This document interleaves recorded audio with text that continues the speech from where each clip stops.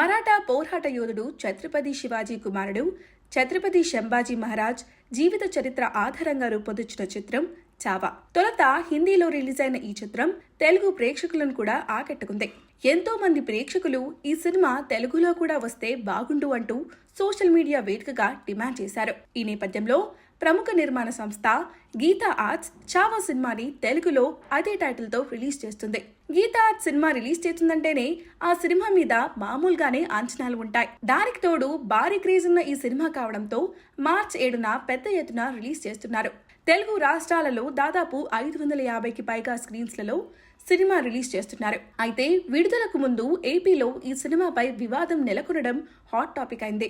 ఈ సినిమాను వక్రీకరించి తీశారని, ఏపీలో రిలీజ్ చేయకుండా చూడాలని Muslim federation of Andhra Pradesh president Mohammed Zia ul Haq demand చేయడమే కాదు, నెల్లూరు జిల్లా కలెక్టర్కు విజ్ఞాన పత్రం అందజేసింది. ఇదిలా ఉంటే చావా తెలుగు రిలీజ్ సందర్భంగా hero Vicky Kaushal special video release చేశారు. చావాని ఇంత పెద్ద సక్సెస్ చేసిన ఆడియన్స్ కు ధన్యవాదాలు. ఈ సినిమా రిలీజ్ అయిన మొదటి వారం నుంచే తెలుగు ఆడియన్స్ తెలుగులో రిలీజ్ చేయాలని డిమాండ్ చేయడం తెలుసుకున్నాను. ఫైనల్ గా మార్చి 7న ఈ సినిమా తెలుగులో మీ ముందుకు వస్తుంది. రిలీజ్ తర్వాత చావా మీ హృదయాల్ని కదిలిస్తుందని భావిస్తున్నాను అని తెలిపారు. మరి హిందీలో దాదాపు 500 కోట్లకు పైగా నెట్ వసూళ్లు రాబట్టిన చావా తెలుగులో ఎలాంటి రిజల్ట్ అందుకుంటుందో చూడాలి.